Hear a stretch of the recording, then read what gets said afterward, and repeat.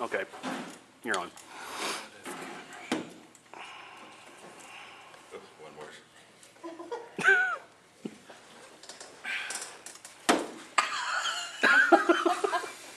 The Lord be with you. And also with you. Oh Lord, may this day be filled with joy.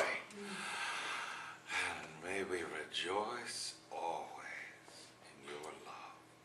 Amen. Amen. This is, for me, a fascinating topic. Does everybody have a handout? Structure and polity of the church. Most people are going to roll their eyes.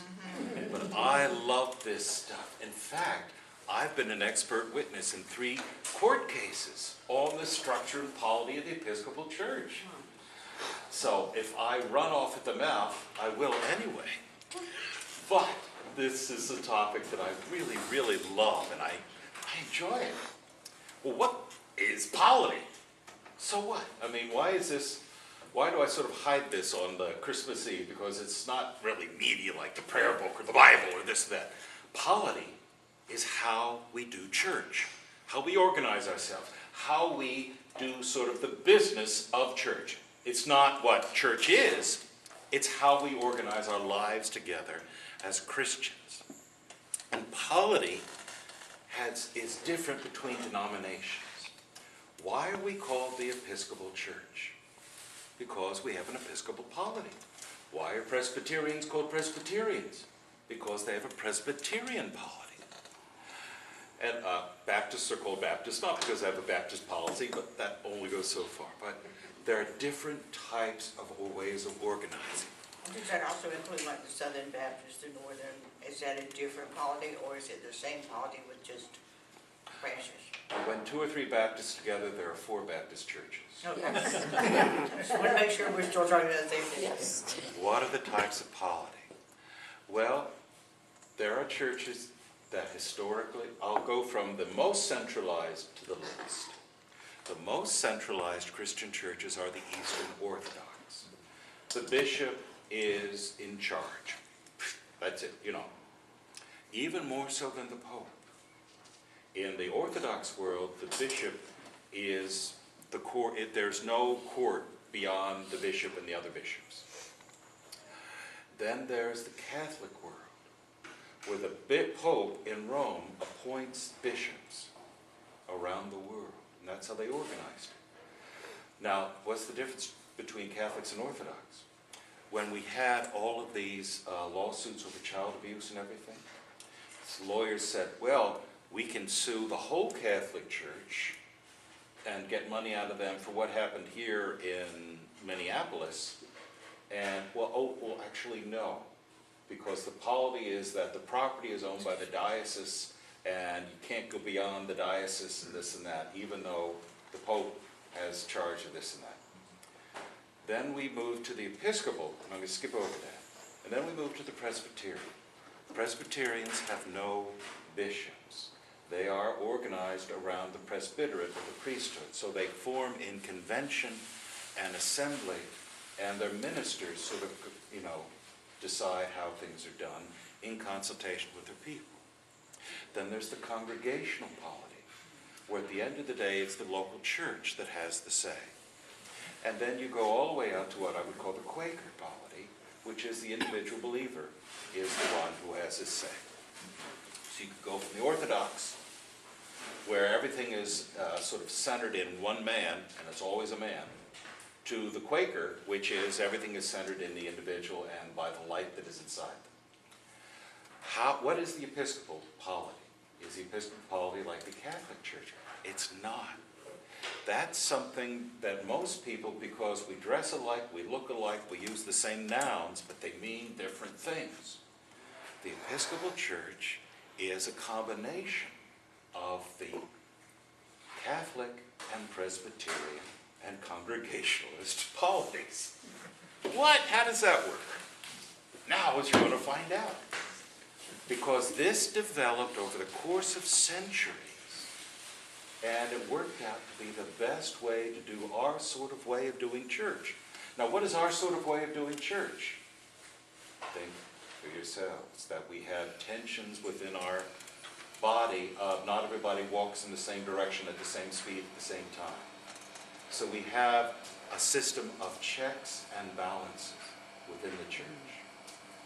Let's start at the very top.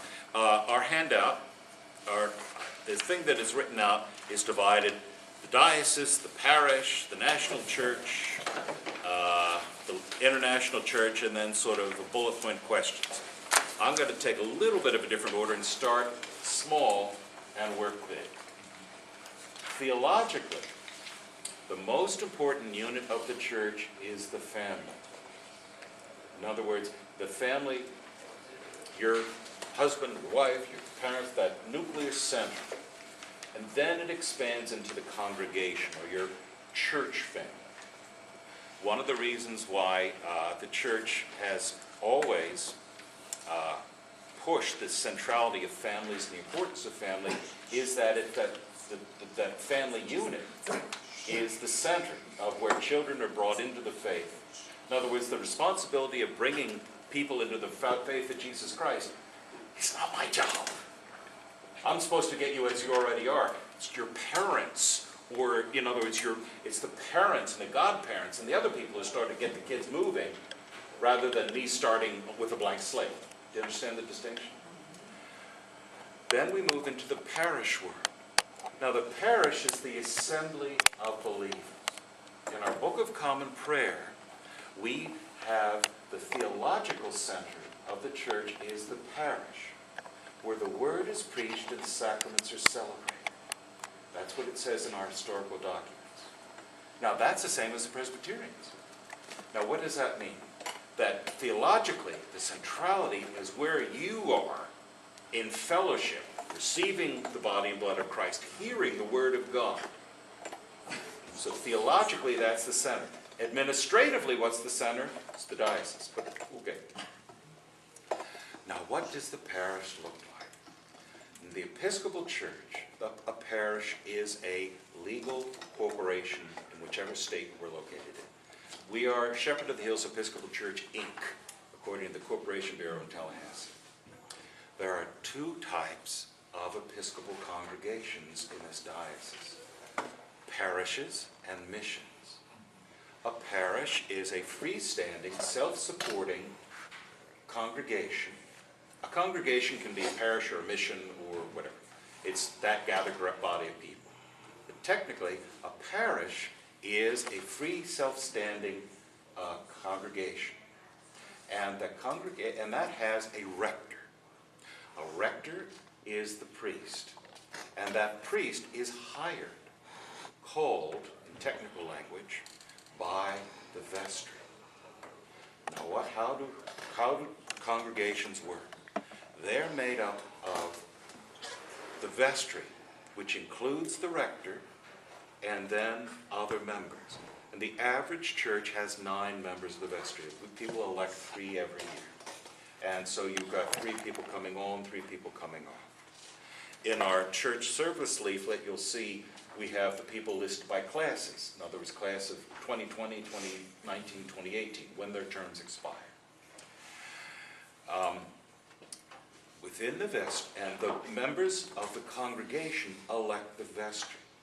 Now, who is a member of the congregation and who can elect? You've got to be over 16, which means 17. You have to be over 16. You have to be a regular communicant and giver. Now, what does that mean? Well, it means you have to show up at least on Christmas and Easter. And we have to have a canceled check so that we can prove that you gave.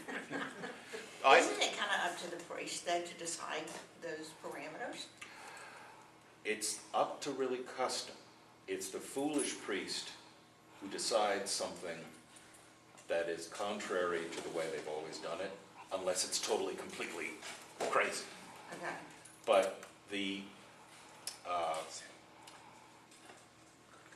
I'm very particular and careful to make visits to visit our sick and shut-ins and bring the communion on Sundays and record it in the Red Book. The LEVs and the LEVs do that as well. And would record the name of who we visited. Why do we do that? Well, Pete and Robin Griega have not set foot in this church, except maybe once in the 4 years I've been here. But they're communicants in good standing. Why is that? Because they receive Holy Communion every week. Because of their, and in other words, they are communicants. So they have full rights to be a member of the vestry, if to vote, to this and that. Even though, for medical reasons, they're housebound. Millie Rubio, who has, there's no requirement of being of sound mind. I was gonna say, We have some people who have severe Alzheimer's dementia who are members in good standing. Because we have one lady over at Brentwood who has severe Alzheimer's disease. We go and see her at least once a month. And she's cared for by her sister who writes a check to the church, you know, $25 a year for Millie, you know, something like that. Millie is a member of good standing. All of those people, in other words, the theme is you've got to be part of the worshiping life and the contributing life. So it's not if you give them $10,000, you get 10 votes, and if you give a penny, you get what, you know. How much is immaterial? It's just what your intentions are. That the members of the vestry then have requirements. They need to be confirmed so that they understand all this polity stuff and all the, you know, in other words, they know how we do it. In other words, it's always difficult to know who are members because it's easy to know who was here on Sunday because I count and I write everybody's name down. That's my little trick to remember everybody because I know everybody by sight. So I know who's a visitor. I know I've seen you before and I go up and ask you your name. But I don't know who's a member and who's not because I don't know who gives and I don't want to know. And that's part of the checks and balances. I can't spend a penny. You ask me, can we get new communion kits? Sure! Ask Michael. have at it. It's fine with me, but, ask Michael. And I'm not putting you off, but that's just the way we do it. In the Catholic Church, or in the Orthodox Church, the priest can decide. Yes? We attended Seven Rivers a little bit as we were deciding on a church. And because we've been writing checks to Seven Rivers, we got an acknowledgement in the mail, and it was from I forget the title, but it was the treasurer of the church. And right up front it said that the pastor and the ministers did not know who gave what. And to be honest with you, it's the first time in our lives that I think we'd ever seen anything like that. So, well, in print, and it was. I think that's a good thing to say. Yeah. Because human nature being what it is, there's a tendency of some people to play up to the wealthy. In this church, the squeaky wheel gets the grease. In other words, if you nag me, I'm sorry. If you nag me, I'll do it. Okay. But it doesn't matter how much. Don't remember that. The word is persuade. No, if you tell Susan to tell me to do it, then Oh, well, it's then all done. right. If you tell me, I remember your name, but not what you told me to do. I have a question too, Yes. but I know I can't spend money, I understand that, but you have a discretionary fund, do you not? Yes, That I do. You can spend. Yes, but that's not part of the church books. That's a separate, Well, it's off the books. yes, and No. I Oh, guess- that's scary. not really, because I have to account to it for it. And so the church really isn't It's not off the doing books. mine and Aaron's, you're doing it as a priest. The church discretionary fund is one place where some people get in trouble. Priests get in trouble. In churches up north where there's tens of thousands of dollars, there have been cases of people writing checks to pay school tuition for their, using it as a slush fund. Uh-huh. Our discretionary fund averages about $100 a month. Yeah. And frankly, it's how I basically pay people's utility bills and bill bills. And so I have the checkbook, and every year when we do the annual audit, I give them that, but I redact who it's for. So you can see George spent, this year George spent $2,000, and here's how it broke down. Here's the check, but no one is ever going to know who it's for, except for me. Oh, okay. That's good. And the deacons have their own discretionary fund too. I don't, and the way we used to do it when I came here was that the first Sunday of the month, the loose cash was put in the discretionary fund. I stopped that because I just felt money given in the plate needs to stick in the church. And if you want to give the discretionary fund, you're free to do so. But I just wanted to have as far apart, because when Susan and I were in seminary, we knew people, and we would say to ourselves, he's going to get in trouble with women, and he's going to get in trouble with money, and he's going to get in trouble with booze. Over the next 30 years, and we've always been right. So I steer clear of women, booze, and money.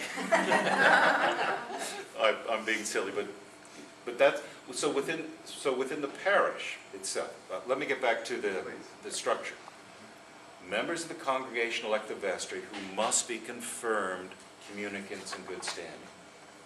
So if somebody turned out last year we had a member of the vestry who was ending their term who was not, had not pledged in 2 years.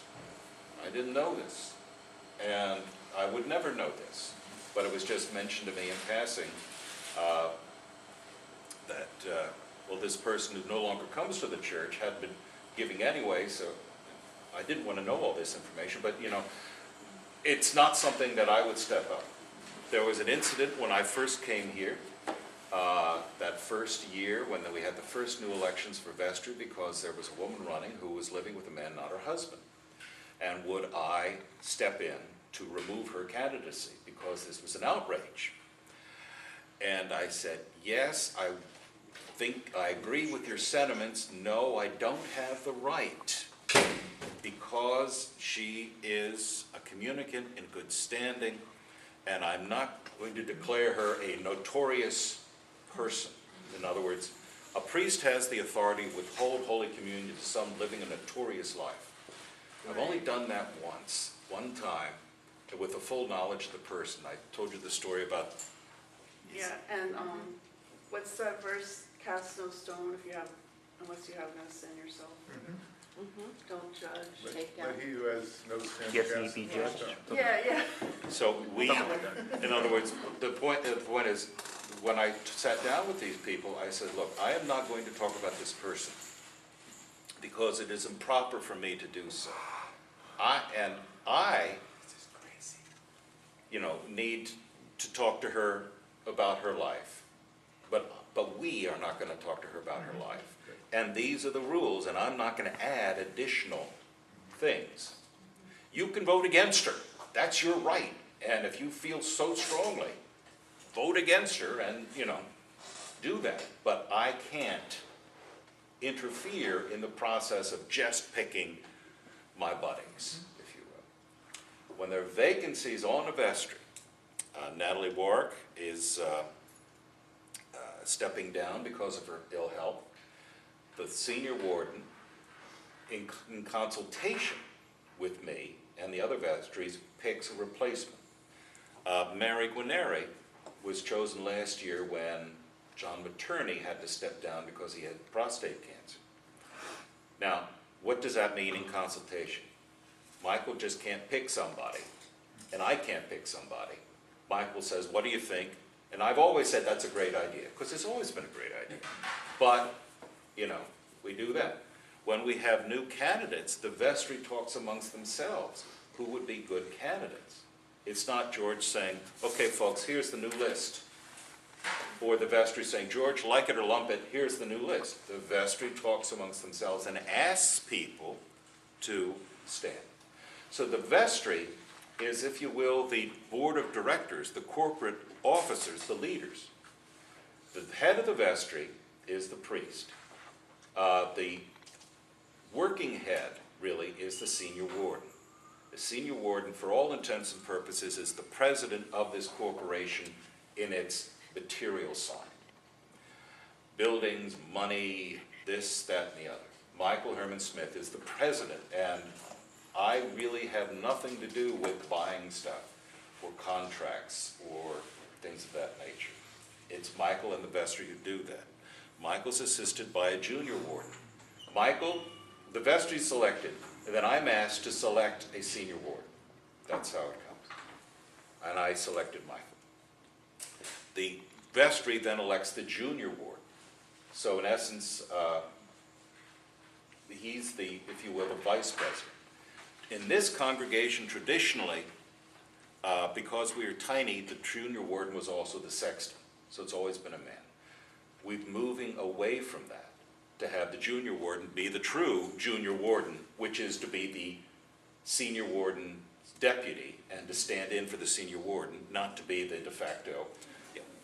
We have somebody, David, and we're budgeting for, we're moving away from that, from the little mom and pop operation to real operation. What's a sexton again? Custodian. Handyman. Maintenance, Yeah, coordinates. clean, Yes. take the trash out, clean the bathrooms. Okay. When when I came, Rich Allen was the junior warden. And so if the fire alarm went off, we called Rich. If the toilets were blocked up, you call Rich. Okay. Now, he happened to like to do that. But that basically meant that the junior warden's job was always going to be, we had to find the one guy who loved to tinker. Tinker and clean. Yeah, and we've grown past that. So that if we wanted a new building, that's Michael Nevesta. What we do in the building, that's me. I have charge of the spiritual side, meaning I hire and fire priests, if I have an assistant or organist or things of that nature. All the staff work for me. So the secretary, even though it's purely technical, she's my secretary and my bookkeeper. Now, because of the way we operate, all of that's at arm's length, so I really don't have much to do with Karen, the bookkeeper. But still, they work for me. My way of operating is I delegate. All of the music is done by Saul and Bill Kinley and David and Lynn Grable, because I'm not a musician. They are. So all of that's turned over to them. But I have the legal right to say, no, I don't want this, I want that. And there are some control freak priests who do that. Churches like that are never happy places in my experience, unless the guy's Superman. So within the church, but then my power as priest is checked by the diocese. I can't do things that the bishop says I can't do. Let me see. Bishop Brewer has said that you may not perform same-sex marriages in any of the parishes of this diocese. You may not allow your buildings to be used for that. And you may not go to the city hall and do that if you're a priest. Your parishioners may do that and go to the justice of the peace, but their weddings aren't to be recorded in the book. That's Bishop Brewer and the diocese policy. What if they come in from another diocese? We have a couple like that. We treat them on a de facto level as we look for the good. We're not going to Okay, make right, I thought so, but it wasn't. Well, that's a good point. We celebrate anniversaries. How do I handle that? And so I talked to the couple, and they said, George, we know exactly where you stand, but we're not going to embarrass you and not force the issue, because you treat us with kindness and dignity, and we know where you stand, you know where we stand. We're brothers and sisters in Christ. That's not the ditch we're going to die. So we're lucky on that point. And you probably know me, that I go with the, how should I put it? I look for the best in all people. I don't look for reasons not to do something. I look for reasons to do something. So my powers are limited by the canons and the diocese. I push them in some areas. For instance, the prayer book is quite clear that it's the deacon who gives the the dismissal. Why can Jen and why does Gail and Aaron do that? Because they're deacons in training. Because it's under my authority that I am delegating that to them because they are in a training position. If they walk, they have no right to do that. But they're permitted to do that. But I can't permit them to celebrate communion because the canons are quite clear that only a priest may do that. In other words, that only a priest or bishop may do the communion itself. So that's sort of, if you will, the checks and balances. The parish owns this property. The diocese doesn't own this building. They didn't put a cent into this place. The people here did. We can't sell this. However, they have a lien. What does that mean? Did they borrow money against us? No. It means we can't sell this tomorrow and open a supermarket without their getting the permission. It's a recorded lien in the Yes. property records? Yeah. But it's technically it's a trust interest, I think it's called. Okay. So whenever we have part of our monthly diocesan board meetings, I'm a member of the board, is that parishes will come with saying, we want to sell this piece of property, do we have your permission? And the diocesan board says, okay, how much are you selling it for? Who's buying it? And we have finance property committee to make sure that there's no monkey business of I'm selling it to my brother-in-law. Oh, we have this beautiful acre. It's only worth $10,000. Okay, what's Except the appraiser say? it was, yes, we do that. So that we don't have, so when we have, now this came into effect when the Episcopal Church had all these splits and everything. Yeah. But how this diocese operated was to say, we have only had 4 churches leave. 2 churches were old churches, Vero Beach and Ocala. And those churches were roughly 50-50 divided. So the bishop said, we're going to keep the property for those who remain. You are free to take this money that you have raised and go out and do something new. So the priest who left took the cash and the diocese kept the building and they just split the baby that way. There was a new plant in one of the winter suburbs of Orlando that was only 10 years old. The people built it and everybody was gone. The bishop said, go in peace. We'll let you go because you are the people who built this place and you want to go and we're not going to hold you back if you don't want to be part of it. Right. So the bishop, John Howe, was very wise in that there was case by case. For those new places, yes, you could go and take your buildings, take your property. And if it was 100%, but there have been other Episcopal dioceses where the bishops are basically idiots, where everybody wants to leave, and the bishops have decided we'll spend $1 million fighting over a $100,000 building. We saw that in Northern Virginia, of a church that became Anglican, and it was an old rundown church, but the property became valuable because of the right-of-ways. Yeah. And the Episcopal Church sued the new Anglican church, and the Anglican church basically had to pay for the property again in Virginia court. I mean, terrible. Well, I was been on the diocesan board off and on since 2003, which was basically the year all this bad stuff started. And the diocesan policy has been, we will not sue because Christians don't sue each other. States Let's have work clearly- it out. Yeah. Other people may do other things. And now this bumps up into this, well, let me get into the diocesan policies because, Before you leave that, can I ask something? yeah. Okay, in order to sell, you need diocesan approval. What if somebody wants to give you? Do you need diocesan approval for that? Well, we do that very cleverly. Last year, remember, we were given 3 lots. Oh, When when Betty was senior warden, we were given 3 lots. What did we do? We accepted the gift, but we didn't take title. and we put the lots on the market. Okay. And then when the lots were sold, we accepted the money, and the sale was between, we did it that way so that we didn't have to go through the rigmarole of going down Okay. to Orlando. Okay. If we took title, and it was in our name, and let's say we wanted to sell the little corner here and build a Quickie Mart or whatever. Or if the people across the street, across Squirrel Tree, gave us that land, we held it in our name, we mowed it, it was a field, and then a year from now, we decided, well, we don't want it, let's sell it. We'd have to go through the rigmarole, and of making sure it's a fair market, arm's length transaction, no monkey business, whatever. Okay.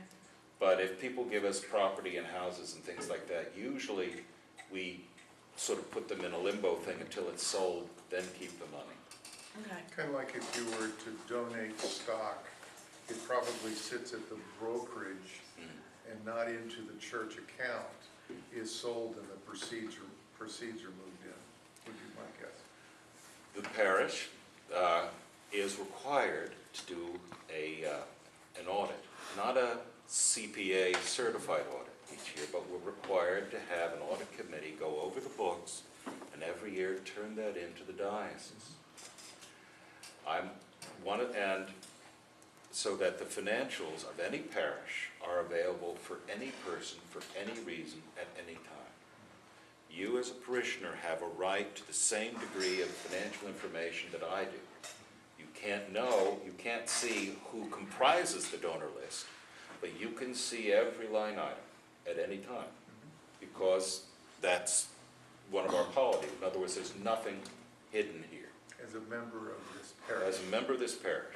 Okay. Let's see. So the finances, we have the checks and the balances of, the sort of temporal side of the church is kept in, let's say we've got a cabal of screwy people take over and they're elected, or you hear about these small churches where it's like one family and they run this place in perpetuity. Why can't they just do whatever they want? Well, they have to comply with the canons of the church, the diocese and the national church, and they're checked on by the diocese. So Michael and Dennis, as senior warden, and the other members of the vestry have a fiduciary obligation to this diocese. Let's see, let's say, here's a scenario. A priest molests children in another parish, and there's a lawsuit against the diocese for failure to supervise. They knew this guy was a pervert, but they just shuffled him around. Sort of the thing you've heard about in the past with the Catholic Church. And the dioceses get hit with a $25 million judgment. Can the diocese come in and sell this church to pay off that debt? No, they can't. Because we own it. And even though they have a trust lien, so the diocese will have to, on its own, find the money to pay for that. So that's, if you will, the checks and balances. Do we pay taxes to the diocese? We don't call it that. We call it an assessment or a tithe. Okay, tithes, excuse me. We are, Spoke too soon. we are asked to give 10% of our income to the diocese. Now that's changing, and at this next convention, Bob and Dottie are two of our 3 delegates. Third is Mary Guarneri, and Rick is our alternate, in January. We're going to move this to 12%. Why are we moving it to 12%? For 2 reasons. One, the national church is asking us to give 15%. And it's been calculated that if all the parishes give 12%, that'll enable the diocese to give 15%. But at the same time, we're going into a flat tax mode, because there are some churches that are playing fast and loose, where they designate income. So somebody gives $50,000 and they say, well, this is just for the rector's salary. That's not taxed because it's a designated income. Well, or we have old lady Gottrocks left us $10 million, we get $100,000 a year in trust income. That's not taxed. So so that there are some churches that are very wealthy that pay very little in their actual giving, because that, you understand what I, so So out it's of. it's a tax if it's directed, it's a tithe if it is given. Okay. So what we've done, and I was on this committee, so it's my fault, and because we have no, I guess maybe it's because we benefit. We moved to a flat tax where all income is taxed at the same level. And we look back 2 years. So in next year, in 2019, we're going to look at our 2017 budget, divide that number by 12%, and then pay that in 12 installments over the year. For a church that's growing, that's great news, because we'll actually be paying less, because our budget increases each year as we get bigger. For a church that's declining, it's bad news. So the incentives are being, the old system was the incentive was to hide money and play games and be clever. And I'm getting too far into this, I'm sorry. No, But the system is that so this right now, we have a congregationalist way of operating this building and this entity. But we have a Catholic way of operating spiritually, of me being under the direct supervision of the priest, of the bishop. You all can't fire me. I've got life tenure. Ha ha ha. What if I start drinking and don't show up to work? Well, then there's a process where you can go to the bishop and he can recommend that I move to Okeechobee and start over. vestry hires you, Vestry calls me, calls you, but they can't get rid of me right. unless they go through this extraordinary difficult procedure, and it's very rare. But it happens. does happen. It does happen. It's the same with dioceses. You can't get rid of a bishop except under these extraordinary circumstances, like the Bishop of Pennsylvania. They took 10 years to get rid of the guy because he was so horrible, but they finally did. But Bishop Brewer can revoke my license tomorrow, and without a license, I can't celebrate, and you don't have a priest anymore. So you see, because I am his priest in this place. My authority to do what I do derives from him as my bishop. That's why Episcopal priests just can't float anywhere and do anything. That's why Gail can do what I've asked her to do, but she can't go over to St. Margaret's and demand to do that unless Father Jean gives her the permission to do that. But, okay, the difference in between a priest or a priest in charge, isn't that through the bishop? The priest in charge is hired for a mission. We have one in Oklahoma, Yeah, which is down near the villages. the lady that Okay. over there. Yes, Amanda Bordenkirker. She came last year with her people to get confirmed 2 years ago. Amanda is a priest in charge, or a vicar. I was the vicar in Avon Park. What does that mean? That means the bishop appointed me to that job, not the vestry. Because the Avon Park didn't make its, was being supported by the diocese, the bishop has the job of appointing a priest. And you don't actually have a vestry, you have a bishop's committee. For all intents and purposes, it's the same thing. They're elected by the people, but the bishop can move a vicar and hire a vicar and fire a vicar so easily, just with a letter. To get rid of me, I have rights and it's a legal process and this and that. So he could withdraw my license, but I could go appeal it, and while it's being appealed, I continue and off, you know. Okay. Who would you appeal it to? Just out of curiosity. The ecclesiastical court of the diocese, which has not met since 1978. Really? Yeah, it's, you No know, worry on that one then. well, we elect members to the diocesan ecclesiastical court. Yes. After you finish. we elect members so that should somebody demand something, we can do it. And there are some dioceses where they have very active ecclesiastical courts. We're just lucky that we don't have this problem. Yes. Something I picked up on, the tithe that goes to the diocese, also, that part of that is supporting mission churches then. It isn't just the administrative overhead of the diocese. Correct. Okay. The majority, when at our annual meeting, the parish must have an annual meeting each year to share where it's been, what it plans to do, elect new members of the vestry, and at the annual meeting, one of our delegates, this year will be Mary Guarneri, will give a summary of what happened at convention. And about a quarter of the diocesan budget is about $2.5 million. And probably about 500,000 goes to pay for the bishop and all the staff salaries. About I don't want to use the numbers, but the largest nut is mission support. Okay. Of supporting congregations, planning congregations. The Southwest Deanery, where they've got a lot of little one-horse towns, Avon Park and all those places where I serve, most of those are all missions, Okay. because they're not. They can't be self-supporting, or All- they're not self-supporting yet. We have 7 or 8 Hispanic congregations, they're all missions. The Hispanic mentality is they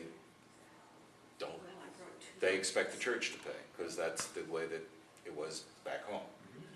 And, well, we live with it because we feel it's important to have a Hispanic ministry. Yeah. We have some African-American congregations that don't pay their way. We're never going to cut them out because they are in Okay. poor areas of Fort Pierce and Orlando and Daytona, you know. That makes me feel better about the tithe that goes through the diocese. But isn't it also based on the population of the parish as much as the monetary contributions? I mean, don't you have to, doesn't that have to be like 200, at least 200 participating congregants to be even considered as a parish? Well, if you have a parish, there are rules about that. I don't have them off the top of my head. See, Yeah. I participated in St. Francis, which is a little tiny Episcopal church. And back when the first set of hurricanes came, George and Charlie and all of that, they actually had to come out of status of being a church and became a mission because there was so much destruction there in the Keys that parishioners couldn't afford. And so the diocese down there in South Florida had to support them. Then they got back in. I have no idea what the status is, but there's flexibility in some of these smaller, little tiny, congregations. Well, Lake City moved from a mission to a church, and the congregation was just all up in arms. We don't want to do that. We want to stay a mission. They Well, really understood. we had a part-time priest anyhow, and so it was like, it was the strangest little hybrid. It was a wonderful parish. If we get down to 10 on a Sunday morning. In the summertime, it was 10 or 12 people. That's it. In the season, then we go out to 50.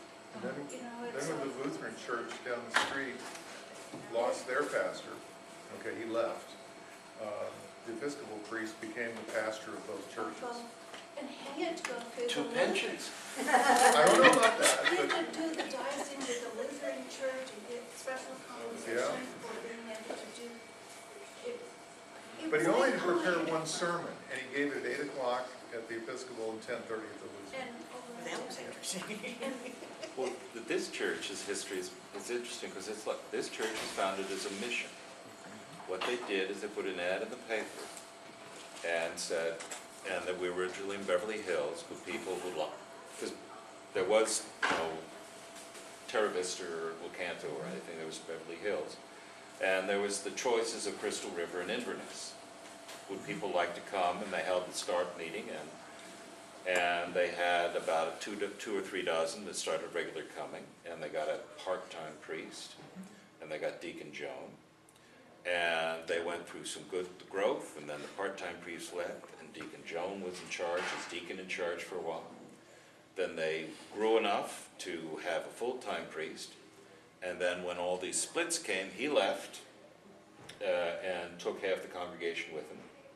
The congregation was still a mission, and Deacon Joan was in charge again, and then for about a year, and then Father Ladd, who was a retired priest, came in, and he built it back up into an operating congregation.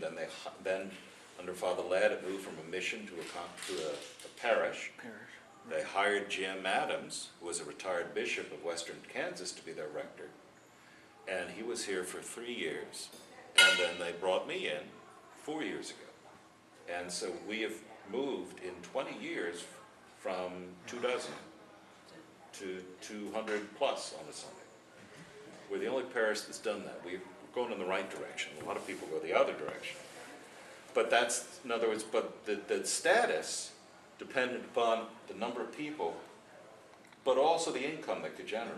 Because when they could pay a priest full time and not need money from Orlando, then they were given full charge of their affairs. So the diocese also, we have a conference center, we have a summer camp, we have, you know, when Erin's ordained, I hoped we can employ her here, but we're not going to be carrying all of her nut, because Erin will be having a diocesan ministry to the disabled. So, you know, part of our tithe of tax will go to pay work for Erin with the death and all that sort of stuff that we do. The diocese is part of the National Episcopal Church. This has been a point of contention in recent years, and there are lawsuits that have gone to the Supreme Courts of half a dozen states, and they point in both directions, unfortunately. What is the chief power in the Episcopal Church? Is it the diocese or is it the National Church? Offices in New York City. Some dioceses, like South Carolina and Pittsburgh and Fort Worth, Texas, over these issues have withdrawn from the Episcopal Church. Central Florida has the same doctrinal, theological basis as these who have quit, but we have not left, because we have a different understanding than they do. Now, what am I talking about?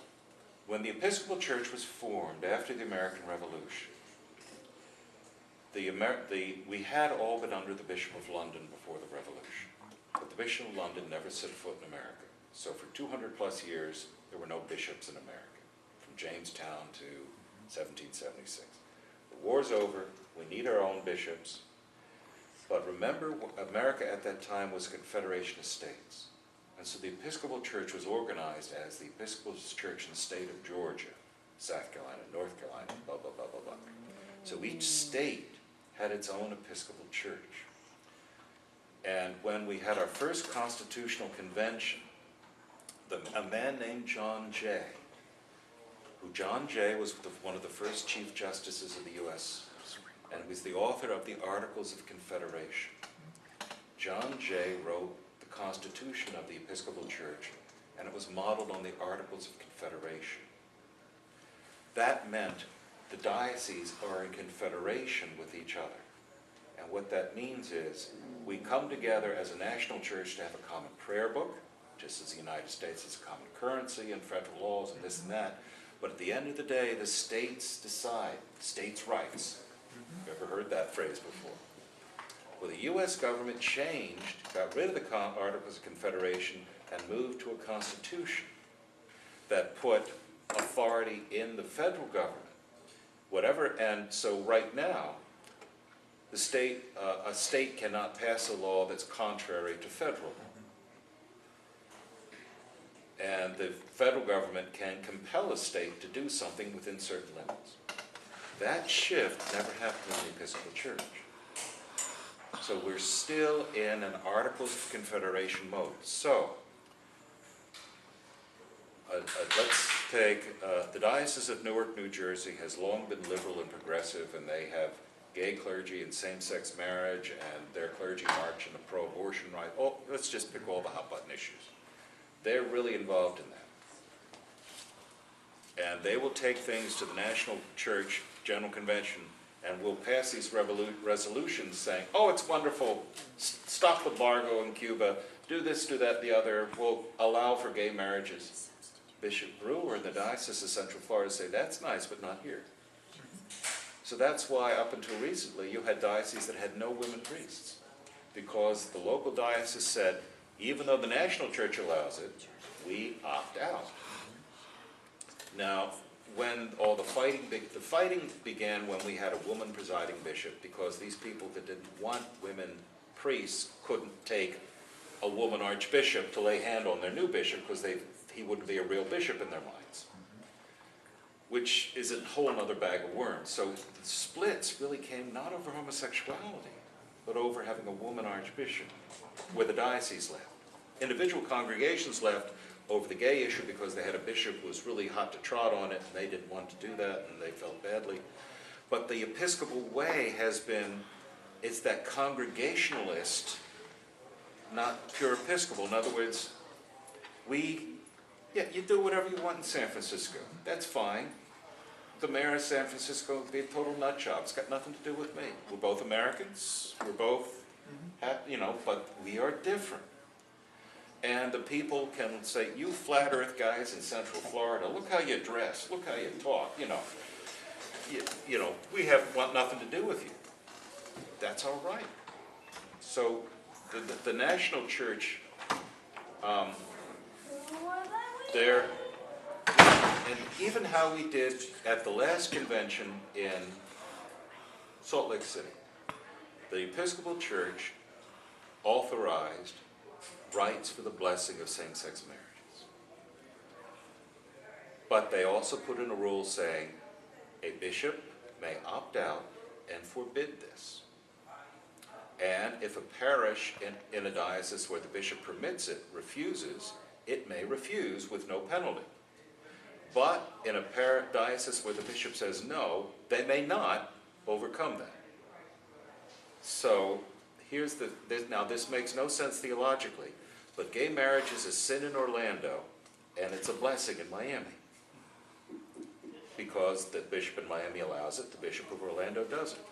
Conservative parishes in Southeast Florida can opt out, but liberal parishes in Orlando, we have one parish near Disney that has a large number of gay people, and they've been asking the bishop every year for permission, and the bishop always says no. And unfortunately, it's tough for them, because the principle is buck stops with the bishop and the local diocese. So we can say, we stand against that. It's got, So. But if the bishop were to change, all of that could change. Yes, it would. Okay. But we could still Opt out. opt out. Okay. Who elects the bishop? The diocesan convention, the people and the clergy do. But the bishop is there until he hits 72, or usually they get about, Bishop Brewer was 60 when he's ordained, or consecrated. That's about the average age. They're about 10, 15 years on average. And you go between liberal bishops sometimes and conservative bishops. But again, there's this balancing act of checks and balances that prevents the church from really growing overboard. So how should I put this politely? You will see on the TV,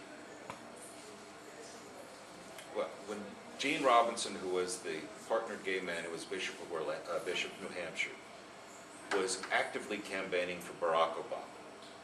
He actually did a blessing at the second inauguration, and he was one of the Barack Obama's people to permit gays in the military and all this and that.